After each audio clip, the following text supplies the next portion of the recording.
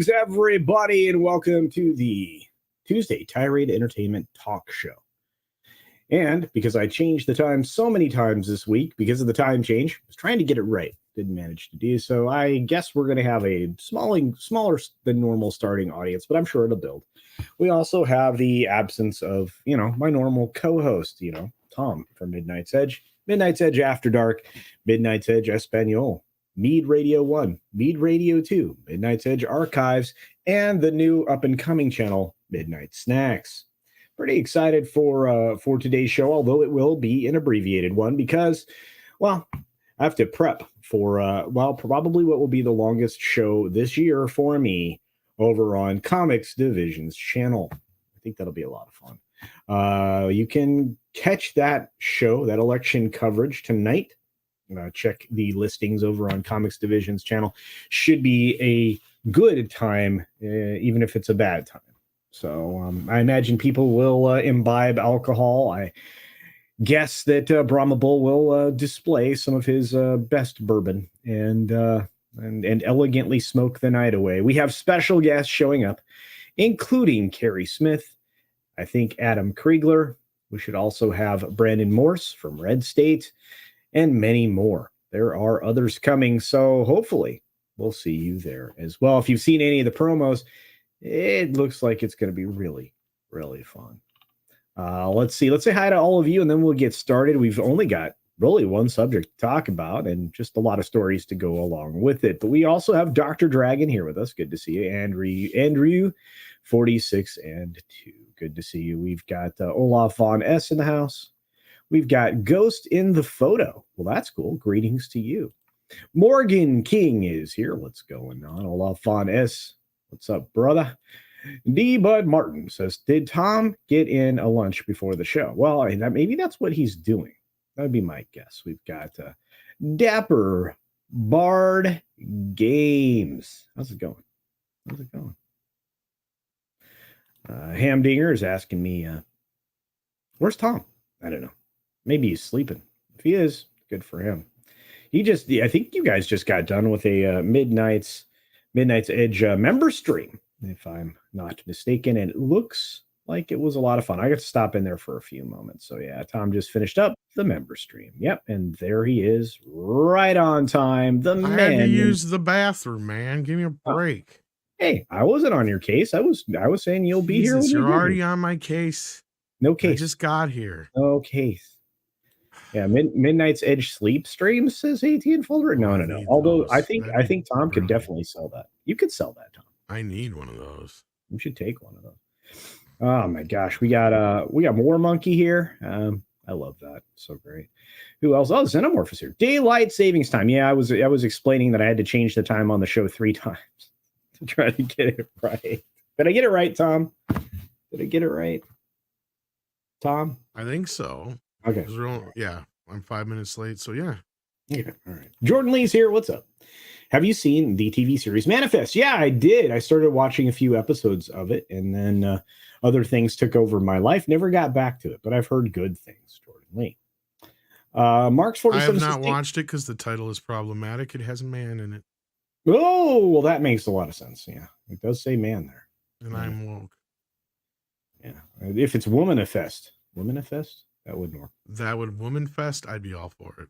All right. Well, anyway, Mark's 47 says, take a shot anytime the word irregularity is uttered. Well, dude, I have a feeling everybody on Comics' stream tonight's going to be plastered. I have a feeling. I was feeling like tonight was going to be a good night, but I don't know. Lots of shenanigans. I don't know. Anyway, not going to cast doubt or dispersions on the proceedings because that would be not good. I want everybody to do their civil duty today. So go out and do that. I did. I got my sticker. Right, yeah. I'm going to put it on my election night shirt. Are you going to show up? Or are you going to roll through the party tonight, Tom? That's a no. Carrie Smith will be there indeed, D-Bud Martin. I might, just because I haven't watched the Bond movies enough to really do the... Who's doing the Bond stuff? Well, that's on Toxic Tuesday or whatever. Oh, with really? Nick Weiser. So yeah, and Nick.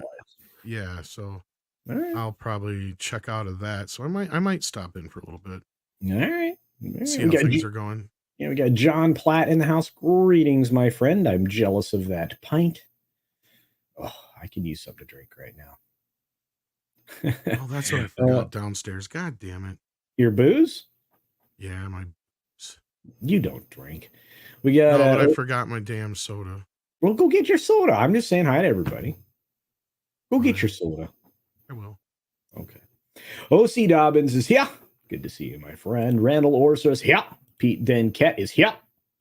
I had a great birthday, Pete. It was a good day yesterday. You guys made it all the more fun. I never got to the stories I wanted to talk about yesterday, so whew, those are gone. They are memory hold. Oof, crazy. You know what? That's a good vote. Voting for Tom is always good. Let's see who else is here. Yeah. We got other folks popped in.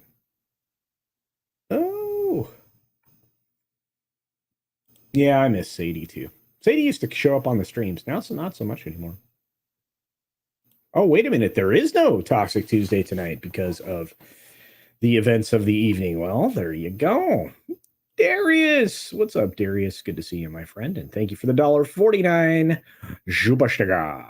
That's right. That Shubashtika is a box of popcorn. I had to check it because you fooled me yesterday, my friend.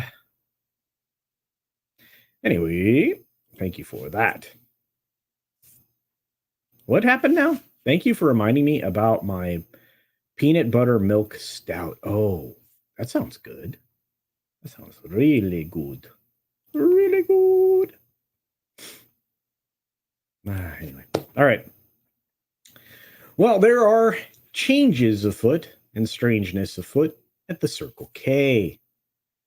And, well, excellent. Specifically, this one that's on our placard here. Warner Brothers pivots to profits. Well, what does that mean exactly? Whatever you just put up didn't show up on my end. Okay, I'll do it again. Do you see it now? No, I see us. Why do you see us? Oh, Warner Brothers. Oh, it's in words. Oh, yep. Oh, you expected me to read. I'm sorry. Anyway, the title card. I'm so sorry. No, it's okay. The title card for today's thumbnail says it all. Warner Brothers is pivoting to profits, and they are. And it's going to be Zaslav's all like, I like money. He does. Exactly. And he does. And so does John Malone, who actually is on record talking about the fact that the streaming service will be, well, very successful as long as David makes sure there's good stuff on it. And I agree with that to some extent. We also know for a fact that they're headed for a price increase. Tom, are you excited about that? HBO Max? Yeah. As long as they can work on that goddamn interface, yes. Yeah. Now that Six got me a Roku, I will say this. Yeah. Their channel aside, Roku channel aside, the navigation for other stuff is much smoother than way better than the web stuff. Yeah, I agree with you. And I like the way Roku works, especially with HBO Max and some of the other streaming services that I utilize. So yeah. But no, so we're headed for obviously a price increase, and there's a reason for that. But let's start here because this is probably the safest place to start, Tom. It's from the earnings call that we just had a few days ago. What was it, 4 or 5 days ago at this point? And here it is, November 3rd. Here it is. Warner Brothers Discovery falls short of expectations in Q3, despite success of Game of Thrones spinoff. Was an interesting way to go about saying they did good, but they didn't quite do good enough. They didn't meet the expectations there. But they did go into what they did, and they did pretty well. They ended the quarter with a combined net add of 2.8 million global subscribers, which isn't too bad. So now they're at 94.9 million. That's pretty good. What do you think of that, Tom? Almost 100 million? All right. Yeah, they're getting there. Yeah. Wall Street wanted them to net another 3 million rather than 2.8 million. They wanted them to add another 500,000 subs. That would have been real rough in today's economic climate. So that was probably not the best. Last quarter, I guess, the company reported a loss of 300,000 domestic subscribers, bringing the total to 53 million. The new total is 53.5 million, so they added 500,000 back. That's weird. Of course, Warner Brothers Discovery stock dropped 49% year to date overall, which to me isn't surprising based on the fact that they are making massive changes. Analysts are bullish on revenue and expected 10.5 billion, which would have been a 233.6% jump year over year, which I think was ridiculous. But they sorely missed expectations. Well, I don't know about sorely. They did miss expectations by a little bit at 9.82 billion. So they didn't fall all that far short, to be honest with you.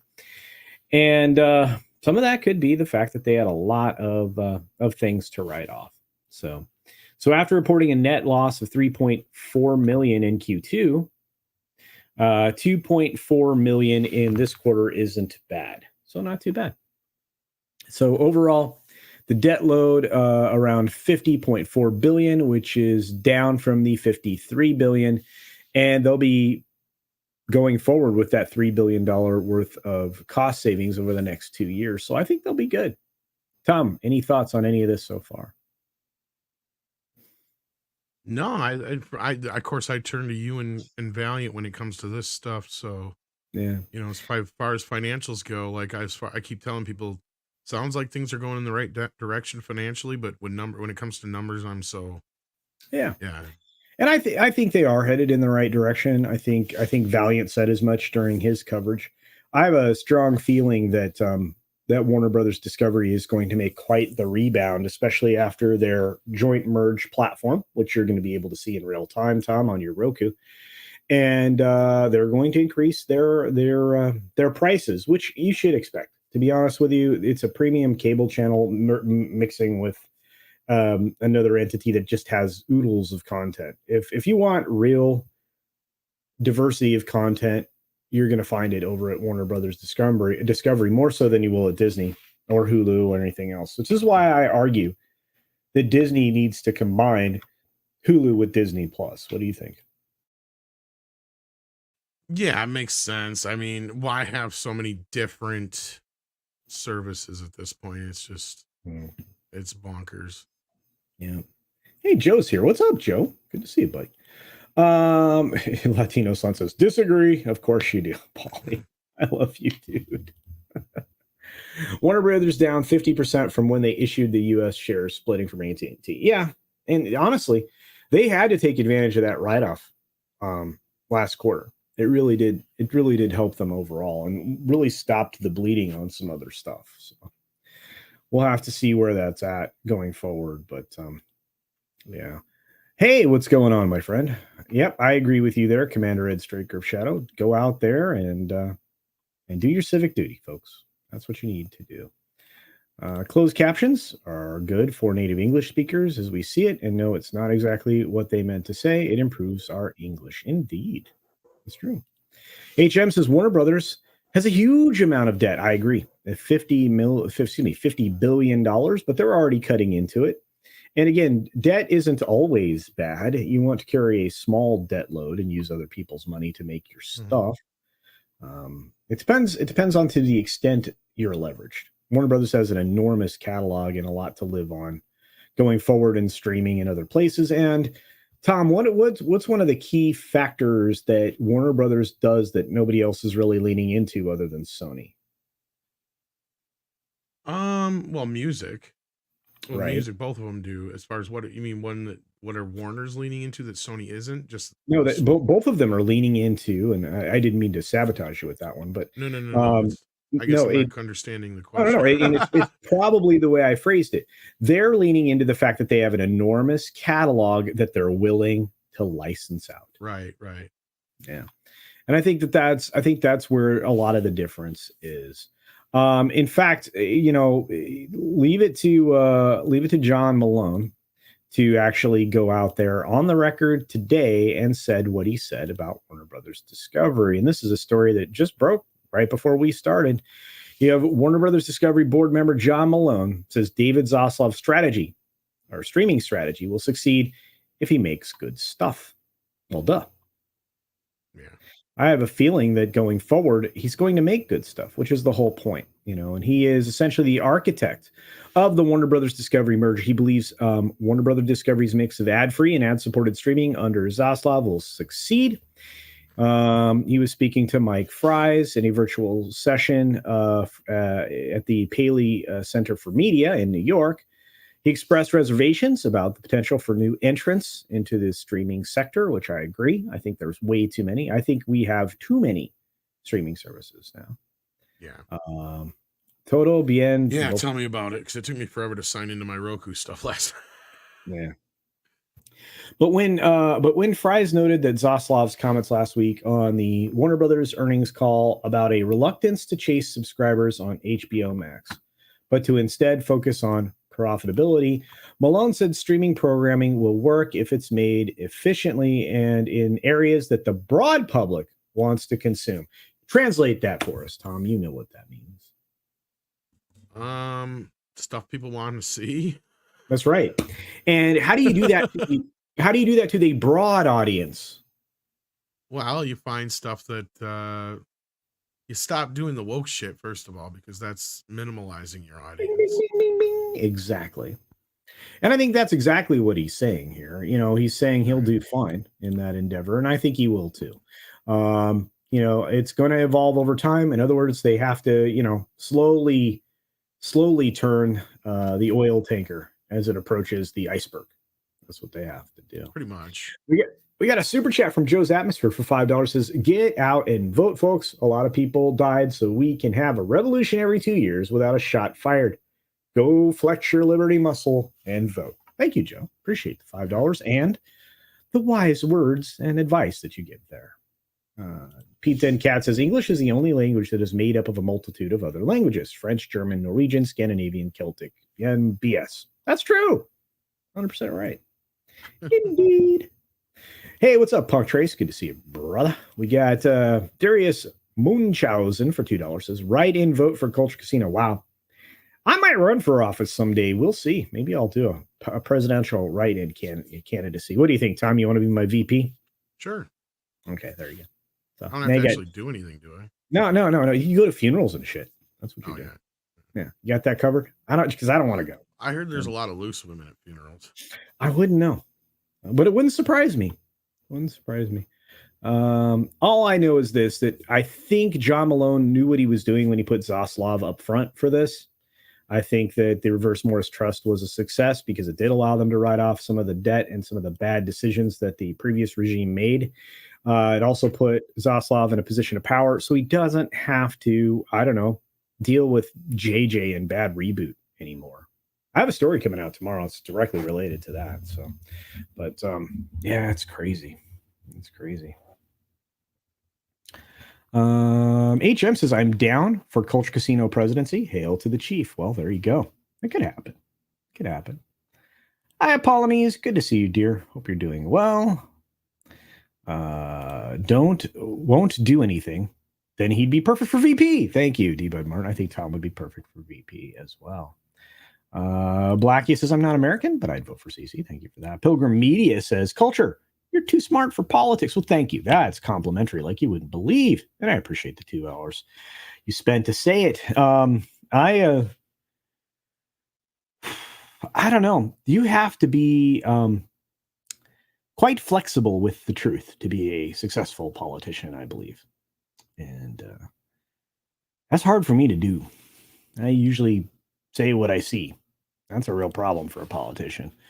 The good news is with Tom as your VP, you can have him do your voice. So he'll get, he'll be eliminated instead of you. Wow. They're setting you up, Tom. I don't know. Maybe that's a bad plan for you.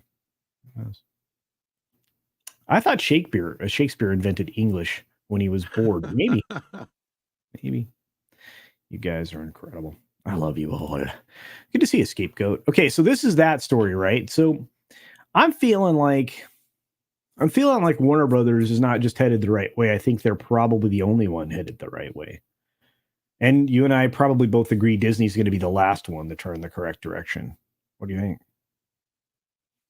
Between Amazon and Disney, yeah, because they have the most to lose going forward without the woke, as far as like the people that run the company or work there, however you want to look at it. But money will prevail over time. Like we've said this for how long. It's just one of those things that sooner or later somebody's got to pay the bills, and if there's no money left, you can't fund the woke. So, the political money is always going to sooner or later pretty much dry up as well. So, well, I think that's 100% true. And I think it's why there's so much change at HBO Max. Now, did you ever watch the silly show called Degrassi High? I've literally seen only a couple episodes, and that's because Jay and Silent Bob and Kevin Smith and all that were on them. Oh, okay. Well, but I know what it is. Yeah. Yeah, I hate politics too, bro. Me too, Punk Trace. Tom will be lemonaded. Ooh, that doesn't sound good. Lemonaded or laminated? What? I don't know. I do know this, that Jason Gray's indoor Airbnb, which I think is kind of cool. Culture feels like chicken tonight. Now, I don't actually know what I'm eating, but I am going to be hungry. It's going to be something substantial. But anyway, so you guys heard of Degrassi High. Well, they were going to reboot it. Tom, did you remember that? We and I probably talked about it before. I didn't even know. Like, well, they've had it so many, like, it's a show that's gone on for so damn long. I can't believe they're doing this instead of just continuing. Well, I don't know what they're doing, but yeah. Well, they went ahead and scrapped the reboot on HBO Max. So right. It's not moving forward. The new Degrassi, the Degrassi series that had been ordered at HBO Max is no longer moving forward. And the new entry in the Canadian high school drama franchise was originally picked up for 10 episodes at the streamer back in January. It was to be produced by franchise owner Wild Brain and developed by showrunners and co-executive producers Laura Azzopardi and Julia Cohen. Well, the series would have been the 6th TV show in the franchise to date. Good gravy. That's a lot of reboots. The others obviously were these ones. This marks the latest project to get scrapped at HBO Max since closing of the Warner Brothers Discovery merger in April. Well, he's really just cleaning off the books of all those bad decisions. That's just another one, right? Probably, especially if it wasn't a continuation of the other version. I Well, don't know what it was. All of those other versions, man. I mean, those other versions are a continuation of the same story. It's like a show that never ended for like 20 goddamn years. Kind of like I feel like about the Twilight knockoff TV show on the CW, Paranormal or whatever. Yeah, kind of like that. It was just a show. Well, instead of it, I mean, they may have had breaks in between here and there, but it was like the show that started originally. It was about the kids of the people that were in the original show, and half of them worked in the school now and all that shit. And yeah, like the only reason I know half this shit is because of Kevin Smith. But yeah. Well, and Randall here, who would know, all about Canada, is that Degrassi started in '79. Holy cow! The kids of Degrassi Street did not know that. Wow, that ran forever. That's nuts, man. So a lot of people. No, but I mean, as far as I could tell, besides, I mean, it being such a melodrama / soap opera, for the most part, in certain ways, it's kind of like if 90210 was made for. I don't know, it's kind of weird. Canadians, yeah, I guess. Yeah. But I guess you could do it. To me, from what I could tell, they did it right, and they just kept continuing the story, right? Like they didn't. So they didn't necessarily do anything, but Randall Orser says it went woke AF. So there you go. It may have very well. I have no idea. Yeah, Tom, when he does, talk with his mouth full, he does sound like a cross between Dan Aykroyd and John Candy. I think that's true. What do you think of my hat? I think it's a great hat. People say this hat makes people angry. Might be true. Dragon Master 360 says, howdy, y'all. Indeed. What's up, Runner? Good to see you. Drake was on on FNG. Yeah, that's got to be one of those shows. Crazy.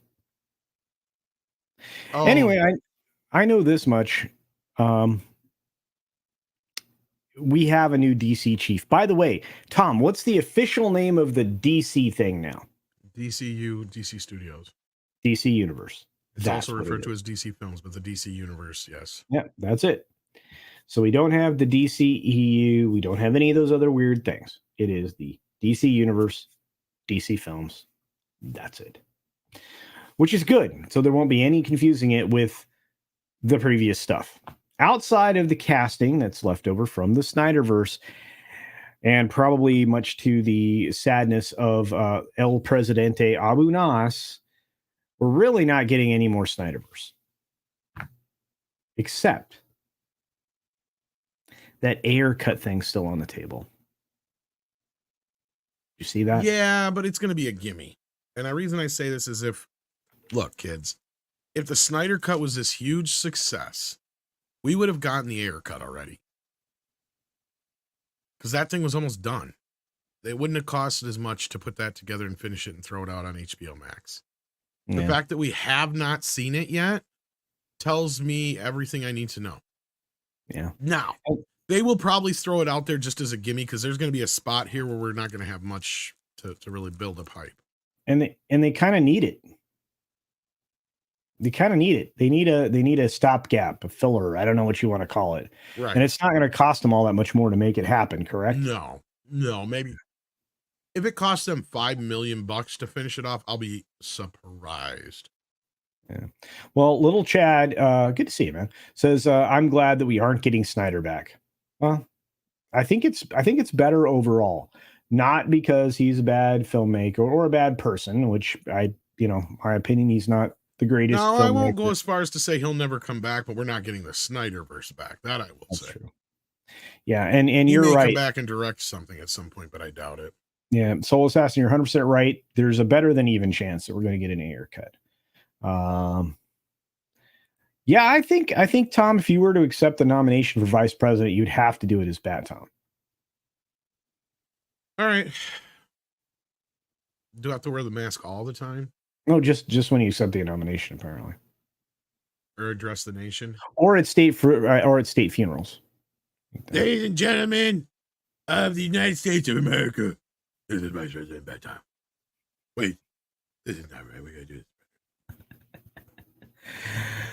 Oh my goodness! Going forward, as of today, November 8th will be known as Booby Day, where we caress and appreciate all breasts. Thank you very much. When demonetized. Anyway, thank you, Bat Tom. ACDC Studios. You know what? The Do won't play that. Well, he does anyway, but he says he won't play Thunderstruck. He still does.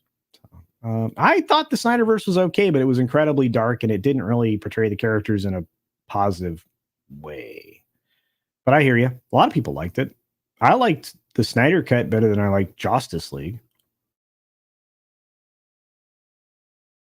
But again, it needed some editing too. They all do.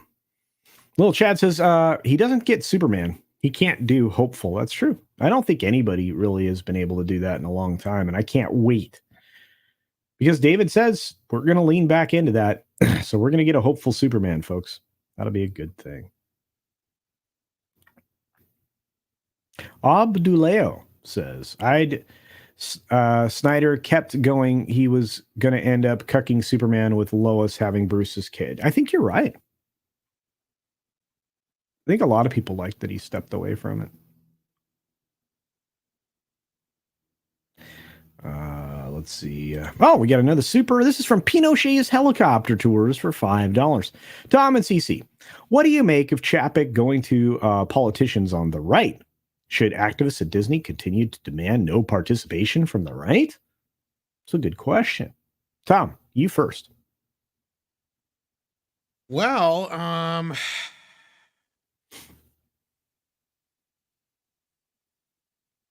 thing is until we see what happens, this is what bothers me about Chapek and the politicians he is going with. It's like he's trying to get those to right-sided politicians to twist towards their ideals. Yep. Which is part of what makes me not trust Chapek anymore. Yep. Instead of working with DeSantis like he should have in the first goddamn place. So it would have been better for everybody. Because even Zaslav, whether or not he is actually Republican or not, he's not stupid. He knows you have to work with Republicans and Democrats alike to get shit done. And not only that, he's not wrong when he said Republicans are good for the economy. It is. It's just fucking fact. Yeah. It is. Yeah, it's been that way, and anybody who says differently is not paying attention. But this is what Pinochet's helicopter tours was referring to, is this particular story on the 3rd that says Disney CEO Bob Chapek gets close to GOP lawmakers ahead of the midterms. Well, of course he is, because they're trying to once again extend Mickey, which I think would be a crime. They're waiting an awful long time to do this. They missed the boat on this, I think, this time, didn't they? Yeah, they should have done it in the previous legislative session. I was going to say, I thought that's what everybody was saying before. I figured they just gave up because they knew they didn't have a shot, but they're stupid, but whatever. It's going to be hard to convince people, especially certain people, that this is a good plan, right? So basically, according to this report, Chapek has been having private phone calls this year with House Republican leaders, including Minority Whip Steve Scalise, according to CNBC, which cited anonymous sources briefed on the conversations. Polls have suggested that the Republican Party, which has been critical of Disney's stances on social issues, has the edge to win the majority in the House. That would mean that Scalise will likely become House Majority Leader, making the congressman the number 2 official in the majority party. The Mouse House has been a focus for Republicans over a host of stances deemed woke by the party. The most public dust-up between Disney and Republicans came earlier this year in opposition to the well, I'm not going to use their terminology, the Parental Rights and Education Act that was in Florida. Disney told CNBC that the company speaks to lawmakers from both parties. Neither Disney nor Scalise returned requests for comment. And of course, this is the one employee at Disney World that was doing this bologna sausage in front of Disney to protest. One. He's an army of one, culture. He is. So CNBC said some Disney execs and their advisors were concerned that Republicans could ramp up their attacks on the company if the party wins control of the House. I don't think you should be afraid of it. I think you should count on it. But hey, for example, they worried that the GOP could pressure Disney to stay silent on social issues, such as the Supreme Court ruling that overturned the thing that made the other thing a states' right issue, which I'm not even going to talk about on my channel because it always has been and always should have been a states' issue. After that decision, Disney told employees it would cover travel expenses related to out-of-state opportunities to terminate existing biology. Anyway, I have to jump through a lot of hoops here. I think there is significant concern now that Republican lawmakers believe in free markets. Well, yeah, and capitalism, but only if they agree with the company. Well, I don't think that's true. Democrat lobbyist Christina Antello. Antello said Republicans can bring pressure on companies that they believe are too woke if they retake the House majority in January. Well, of course. But Disney's hoping to grease the wheels a bit and work with their contacts. Chapek has had a relationship with Scalise from time to time. 2 years ago, Scalise's leadership hosted a fundraising event at Disney World's Polynesian Village in Florida. Axios reported. Scalise's campaign also hosted previous fundraisers at Disney World, according to NOLA.com. According to the Federal Election Commission records, Disney lobbyist Bill Bailey has donated $1,500 combined to Scalise's leadership PAC and his re-election campaign since October 2021. What's more, Disney spent just over $2.3 million on in-house lobbying from the start of the second quarter through the third quarter.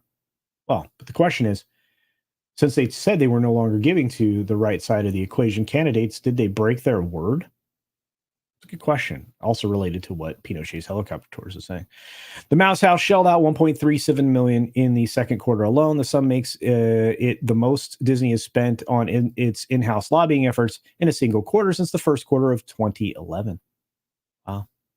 The Parents' Rights and Education Bill banned the teaching of sexual and gender identity to students up to fourth grade, which I would say was probably fairly reasonable, to be honest with you. At first, Chapek wobbled on his company's position, but criticism from the LGBT employees and the left moved the CEO to come out hard in opposition, and it cost him. Disney's attempt to placate its critics enraged Republican leadership in Florida, and the flap became a hot button issue to win over conservative voters, which it absolutely did. And amid the dust up, Chapek said the company was pausing campaign donations in Florida following the bill's passage. So there you go. So Disney, the dust up also cost them their autonomous status over theme parks in and around Orlando. And there it is. So I think you still have a lot of people really pissed off at Disney. I mean, I know a lot of them. I know people that, are Disney forever people too, but there are a lot of people pissed at Disney. So I don't think this is going away. And I don't think Disney should figure that they're going to be able to bring in House and Senate politicians going forward. And I think this is really cost them, because they'd sold themselves to everybody as a family company. And, there's a certain party that thinks that they're about family, and they don't think that's the case. So I don't know. What do you think, Tom? Thoughts? Queries?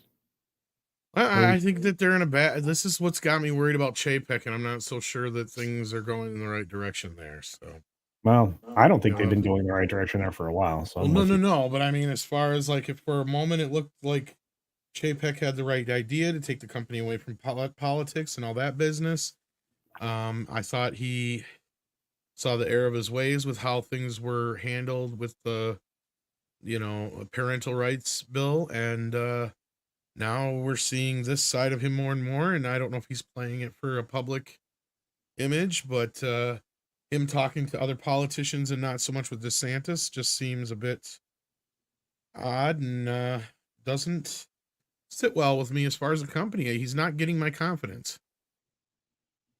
Yeah, he hasn't built my confidence for a long time, so I understand where you're coming from.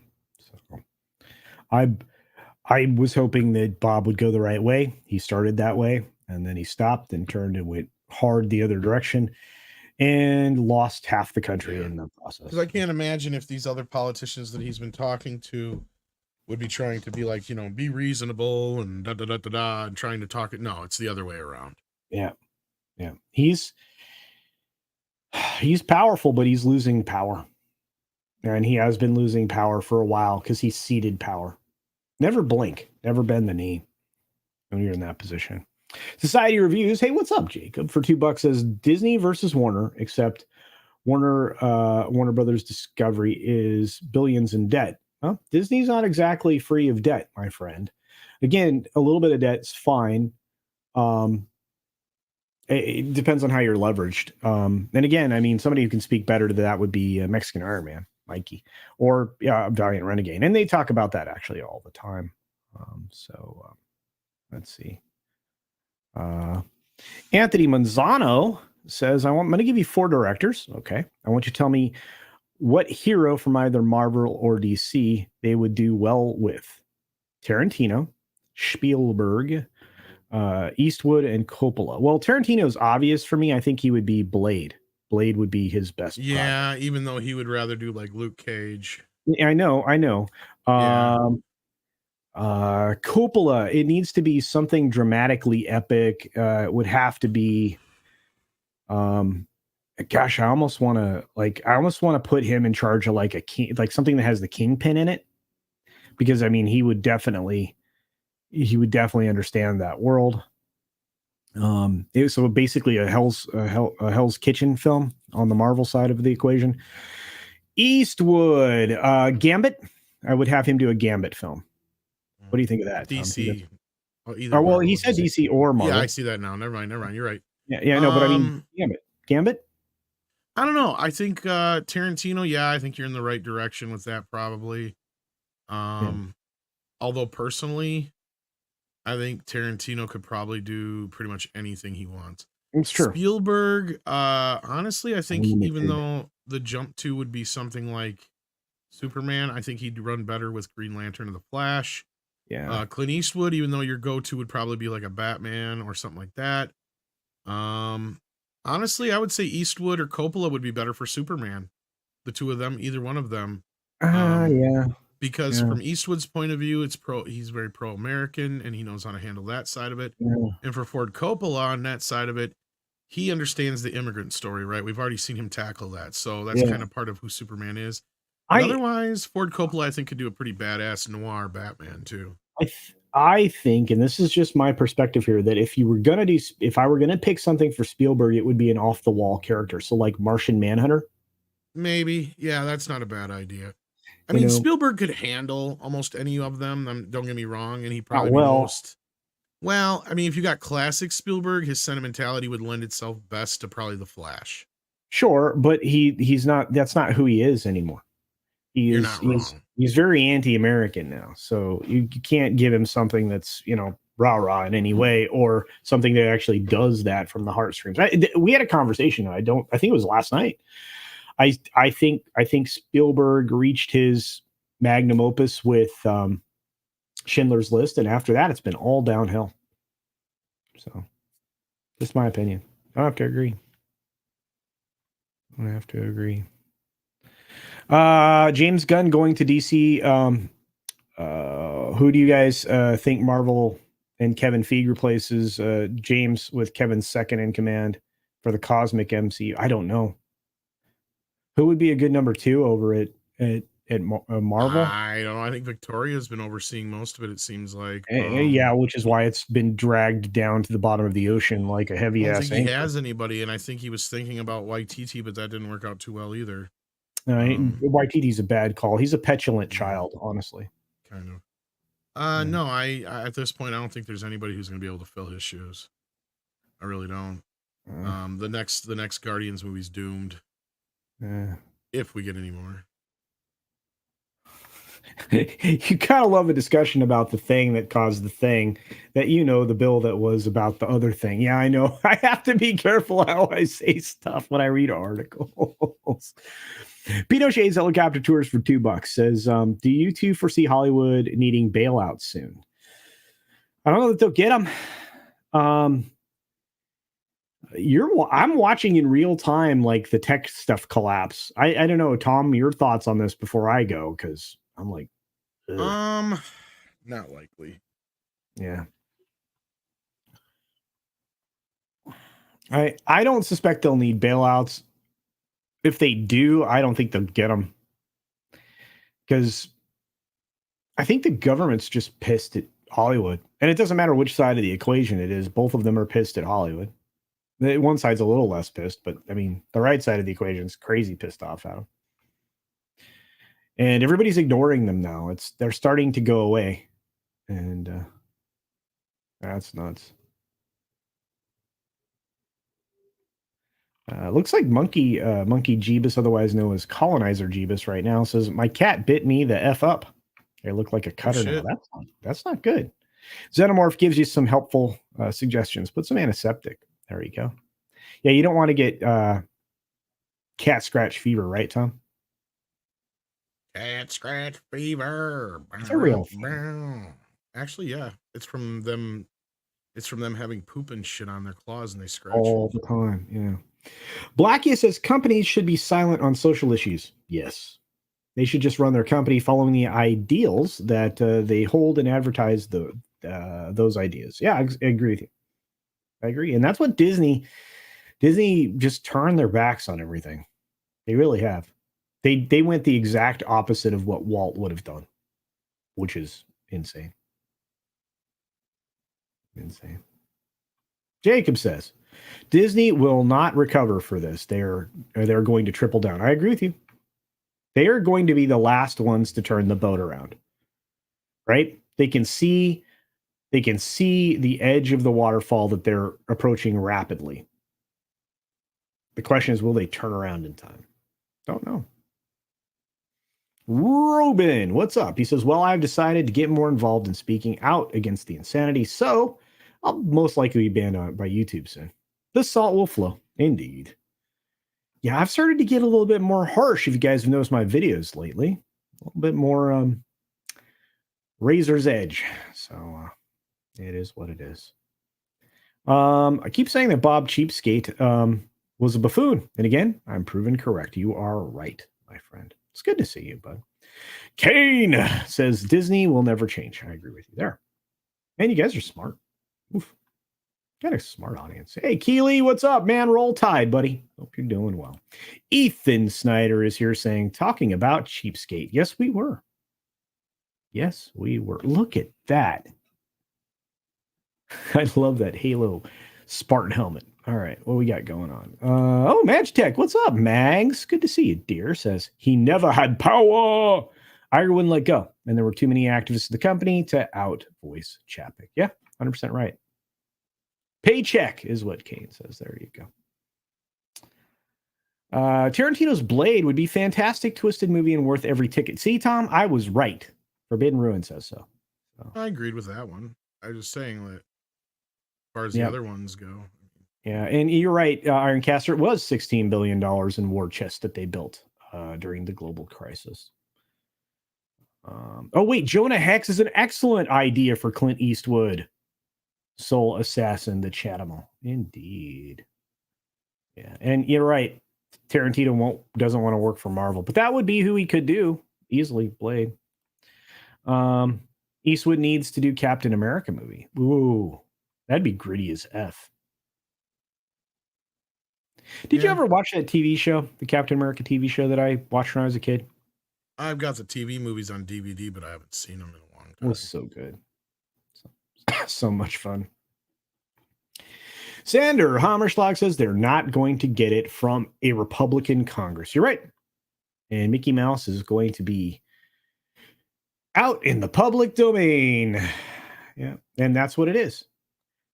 Toxoplasmosis. Indeed. That's what the cat scratch fever is. CC, Bob Iger was silent in political issues. He never got involved. What do you mean? No, he was somewhat silent. Everything inside his organization was not. All of the material that they put forward and all of their initiatives, they just kept it quiet. They did not publicize it like they do now. And I don't know if that's on purpose, because obviously Iger's no longer in charge. Chapek doesn't have, I don't want to say gravitas. He doesn't have the weight. He's not the same kind of a heavyweight as Iger was. And you have to remember, I mean, the weatherman himself came up through the entertainment industry. You know, he wiggled his way up. He slunk his way up the ladder, the snake that he is. And Uncle Bob became, the number one, mouse for Disney. And then he handed it over to Cheapskate, who wasn't even in the picture, and only became so because Tom Staggs screwed up so colossally with the Disney World upgrades with their NGE thing that gave us the Magic Band and all the other broken shit that Disney has right now. And the idea to, shake everybody empty of all their change before they leave the park penniless, or parks penniless. He screwed up. And so they got rid of Staggs, who was going to go there. And we ended up with Chapek. We should have ended up with the lady from Paris, who eventually just quit because she got looked over. But water under the bridge. It is what it is. Is there any way, Ethan Snyder asks, you can foresee Lucasfilm going bankrupt or being sold off? Tom, this is you. Not likely. Yeah, I don't think they'll go bankrupt. I think we'd see a hostile takeover with Apple and George Lucas before that would happen. Yeah, but they'd be getting the whole Disney. They wouldn't just be. They'd be going after Disney. Well, yeah, that's what I mean. Yeah. But at that point, I think George has moved on. He don't give a shit. I think he's done, and he's pissed, and he's not holding his tongue at all. I think he's kind of. I've actually talked to somebody who kind of knows George recently, and from what I've heard, he's just kind of moved past it all. He just. I would be done too It's after not everything. even something that's really in his. Yeah, he sold it. People They ask him about it, but yeah. Mag says Chappitt caved. He doesn't have the fortitude. I agree. Or the conviction to stand his ground. I agree. Zaslav will crush him. He already is. And look, we have our Australian representation. What is going on, Rhino? Hope you're doing good, brother. Hope you're doing good. Somebody asked me. Mate. Yeah, the one with the trash can Captain America shield. Yeah, kind of. It was mounted on the front of the motorcycle. It was kind of clear too, and you bounced bullets off it while he was driving. It was fun. It was plexiglass, I think. Let's see. Have I seen the most recent Leslie Headland video? These are the people that Disney employ to make movies. She's a terrible. No, but I heard a little bit about it. I haven't seen it yet myself. Me either. I don't have to. I already know who she is. I already know what she is, and I already know who she used to work for. So, and I've seen her work. It's terrible. It's terrible. Harvey fucking Weinstein. There you go. I think Black, yeah, you're right. I think it's much better for George's health to just move past Star Wars. It might be better for Rhino's health too, because you know how Rhino gets on his. He's had other things he's been playing with anyway. He's got that museum and all that other business he's been working on. True. Warner Brothers should buy the Star Trek IP from Paramount. Paramount ain't selling. They have almost. I don't know, Tom. Do you think they'd sell? I don't think Paramount as a whole, yes. Star Trek as an IP, no one would pay what they'd want for it. They would want $4 to $8 billion, and they are not going to get it. Somebody said a smart thing. I saw it. Somebody said a thing. Somebody said a smart thing. Oh, is Acolyte a meta self insert for her time with Weinstein? Helpful. Quite possibly. Oh, I love smart people. All right. Headland releases her own videos. Well, I mean, you know, she had to do something. OnlyFans between her last gig and now. I'm kidding. Did joke. What's Peter Jackson doing? Not enough. He did the Beatles thing. What else has he done, Tom? I mean, he's working on something else Beatle related right now. I can't remember what. All right. He's working on a few things, I know. Yeah, Kane, it says he's moved past Star Wars. I think everybody has. Yeah. At $16 a share. Yeah. I have a feeling it'll be better. I'm not worried about it. I think George would be great with Spaceballs, to be honest with you. Is there anything else we had for topics today? And we have one more. You want to do it? Yeah, it'll be a good time. All right. Yep. Ooh, let's get it done. Tom's like, I'm done with this show. I got stuff to do. I got things to edit. Plus, I already ate my food. So Tom treats me like a lunch break. Let's just be honest about it. Today's just piled up nuts to. I know, brother. So we'll do one last one, and then we'll hustle out. I think everybody will like this one. Again, this is back to DC, which because we were kind of focused on Warner Brothers today, and I really think this is interesting because again, all of this comes about because of James Gunn. So from Inverse, we have this story. James Gunn's first DC update could be great for Legends of Tomorrow fans. So apparently, the director is making big promises, but can he keep them? On November 1, Gunn, who made A-listers out of obscure comic book characters like the Guardians of the Galaxy and Peacemaker, began his job as the co-chair of DC Studios. Less than a week into his reign, he's made some big promise and signaled to fans that their voices are being heard. It's a promising start for Gunn's relationship with DC Studios. Although whether actions will follow, the words remain to be seen. So on November 6th, Gunn tweeted that he'd ended a long creative weekend by reading many tweets from DC fans. He specifically cited the hashtags Save Legends of Tomorrow. He also highlighted release the Ayer cut. He says, the majority of these requests were enthusiastic and respectful, he says. And he then explained that while he'll be less active on social media due to demands of the new job, there are big plans for the broader DC universe.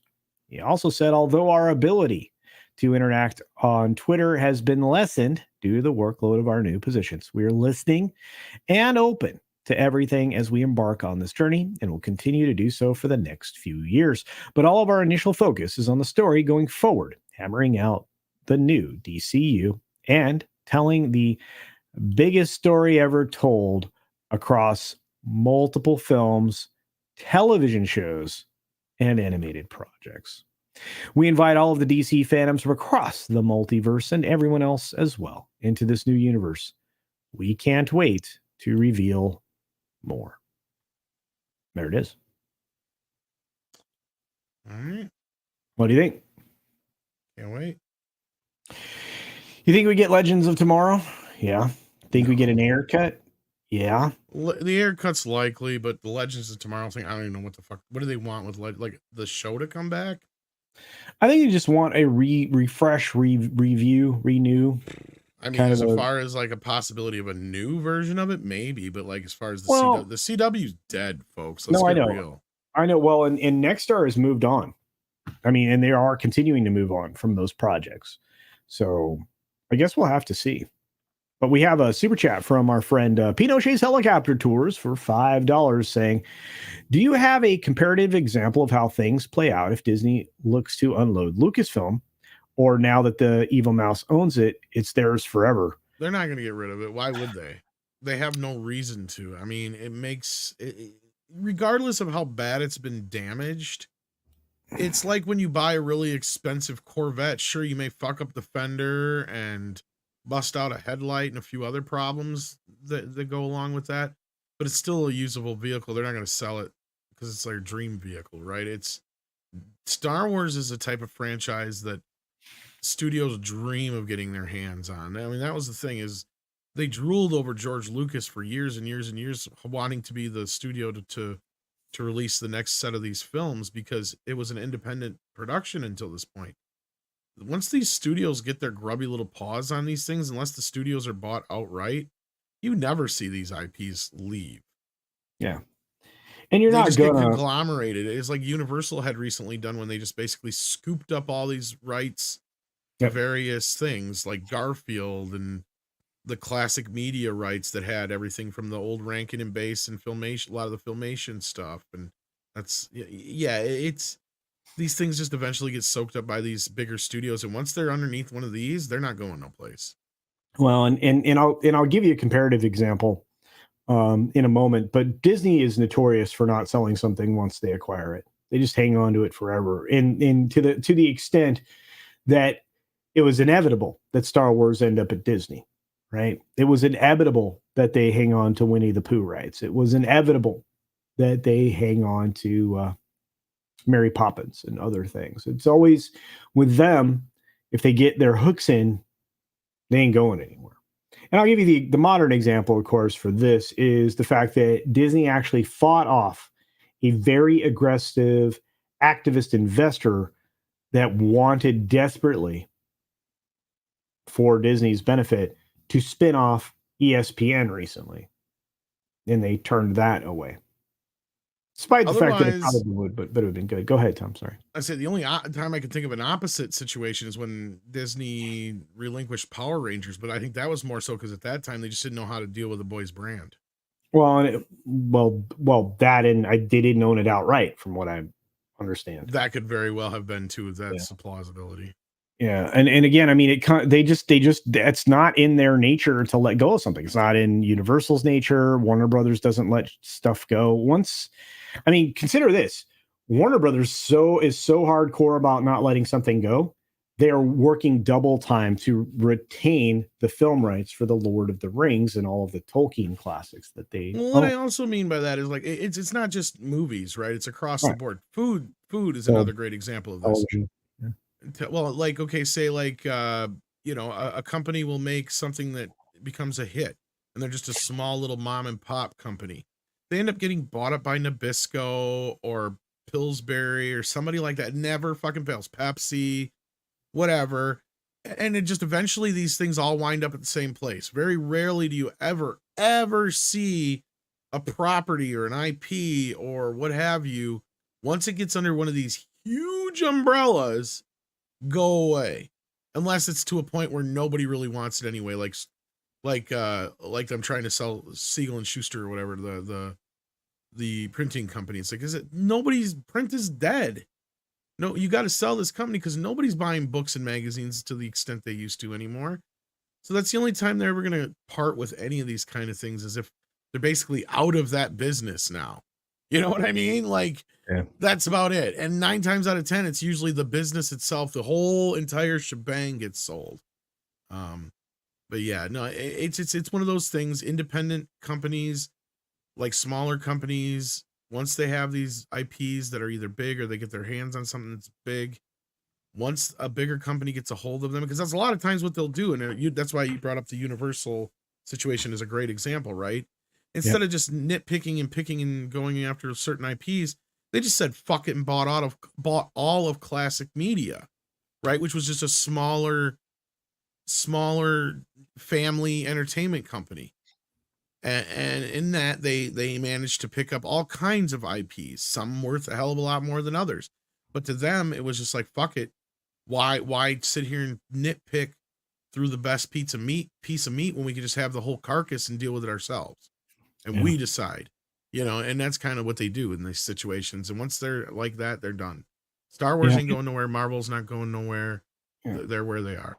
Yeah, and nobody can afford to buy them, and even with as diminished as their value has been. And Vertical Horizon points out a 100% factually true statement. Lucasfilm purchase, they're still operating at a loss. Yep. Yeah, they have not. I guess they have not recovered. They've not done anything other than break even with the franchise because of all the additional capital investments that they made, that they have yet to yield profits from. Sorry, just the truth. So, yeah, old school Star Wars still makes Disney money. It's true, but they're trying to get very far away from that. Very far away from that. What's up, Shags? Going to be seeing you later, brother. Hey, let's be real, though. A lot of these properties, they only make a lot of money while there's other stuff going on. Like once things go out of the limelight, like even Star Wars has had its dark times. Yeah. I mean, George Lucas just sat back and waited for the toy sales to go down far enough to where Kenner didn't notice anymore and decided, oh shit, we forgot to make a Star Wars toy this year. Because that's what the deal was. For those who don't know, the short version is they had to pay George 25 cents per figure. Wow. And basically they got to keep the rights to Star Wars, and they got it for a steal originally, because when Star Wars first came out, they didn't know it was going to be what it was. Right. But the only stipulation was they had to produce, I think it's like $10,000 worth of merchandise a year. That's not very much. No. And they fucked up because in 86 or whatever it was, or 85, somewhere in between there, they didn't produce enough stuff. So George got more ownership over it again. And he turned around, and I think it was about that time, because 86 and 87 is when Return of the Jedi finally got first released on VHS in 86. And then in 87, I believe, is when they released the 10th anniversary box set. And at that time, I think is the one time I remember right, they might have pushed some more toys and stuff to the market. But it was a very rare thing to see anything Star Wars post like 85, 86 up until, we started getting the novels and the re-release of Star Wars. Then we had like the Heroes of the Force line or Powers of the Force line and stuff like that came out. But like, yeah, there was a period there where there was no real Star Wars merchandise to be had. And these things can go away if you don't nurture them enough. Like, I don't believe in oversaturation. People talk about all the time, superhero fatigue and all this kind of shit. No, there's no such thing. As long as it's good, nobody will care. Yeah. Nobody will care. So like at that point, if anything, the more the better, as long as it's good. The only time it's a bad thing is when it's bad. And that's the problem with Marvel is if we had gotten a bunch of shit that was in the caliber of the first 2 phases, the fact that we had gotten 3 times that wouldn't bother anybody. Right. The fact that it sucks, that's the problem. So anyway, sorry, I went off on a tangent there, but Andrew 4692 has a $5 super chat here. Yeah, I didn't want to miss it, and I kind of we kind of buzzed over it to get to another one that stayed in the same topic frame. No, it's fine. I just wanted to assure him that I wasn't skipping it. We're going to get to it. 46-2, my friend. Thank you, Andrew. 46-2. I have a question. What's worse, Brie Larson, Captain Marvel, or a race swapped Rogue taking her out? Wow. The former, because the latter could be a good actress. True. I don't give a shit what race they are as long as they encapsulate what I think the character should be, and or just a good enough actor that they make you forget that this actor should be white, or this character should be white, or it should be black. Or should be I think that's 100%. I think that's 100% right. I would agree with you. You're spot on. I mean, Brie is not a good actress. And I don't even know if she'll get to that. Like, as far as I can tell, her last hurrah is going to probably be the Marvels.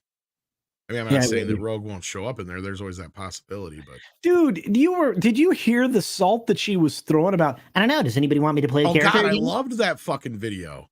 Whoa, I loved it because like that is some of the most telling shit. It's like we've gotten under her skin.